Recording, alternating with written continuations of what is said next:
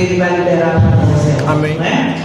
E eu queria se perguntar para a igreja hoje, nesse culto, dentro dessa palavra, porque a gente pode ver aqui que é uma crise dentro desta casa. Se instalou uma crise no meio dessa família. É muito bom esse texto e falarmos, aleluia, da multiplicação que aconteceu. Mas eu também queria nessa noite que nós estivéssemos pensando aqui, pontuando, né? Se hoje vier uma crise, como nós iríamos agir?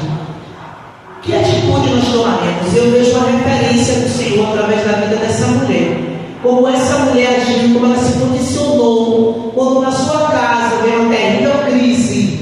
Não foi uma coisa pequena, mas grande, porque envolvia não só o luto, mas perdas também depois do luto. Havia no meio dessa palavra mostrando que tem possibilidades sobre aquela mulher. Porque ela era mulher, porque na época ela não trabalhava, porque a mulher era muito mais dependente do homem. Enfim, e ela perdeu isso, ela perdeu quando seu marido morre. Aquela casa poderia ficar totalmente desamparada, porque o que provia a casa morreu. Mas a palavra lá no livro de Isaías, né, no capítulo 64, que o Senhor disse que o teu Criador, ele é o teu marido.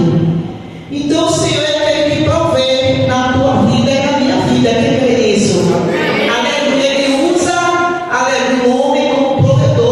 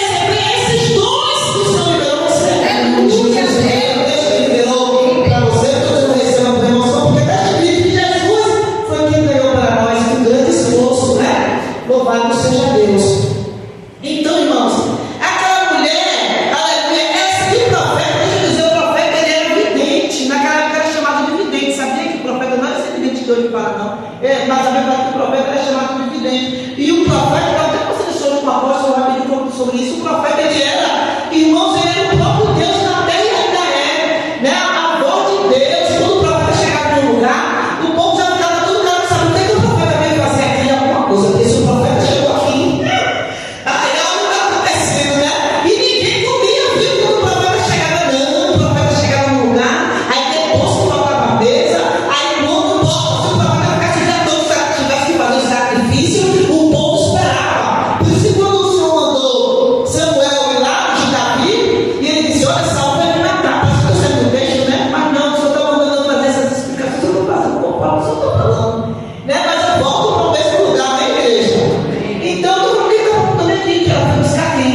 Um profeta, não é porque ele era somente um homem, é porque ele era a boca de Deus na terra, naquela época Deus dizia.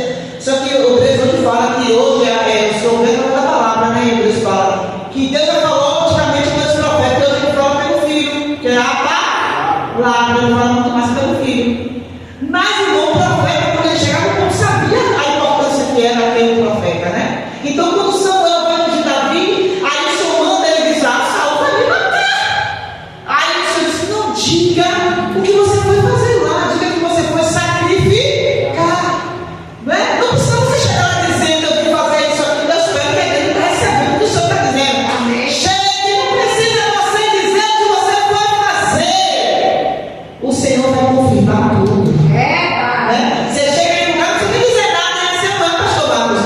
As pessoas vão chegar, você vai chegar num lugar, no Rio de Janeiro, onde for. As pessoas vão lhe reconhecer como o Senhor é, a autoridade espiritual que Deus te concedeu. Porque não é o Senhor que concedeu, porque não veio da terra, veio do céu.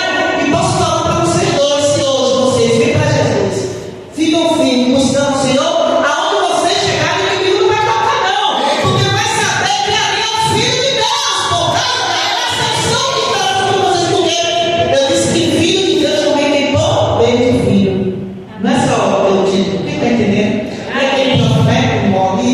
Se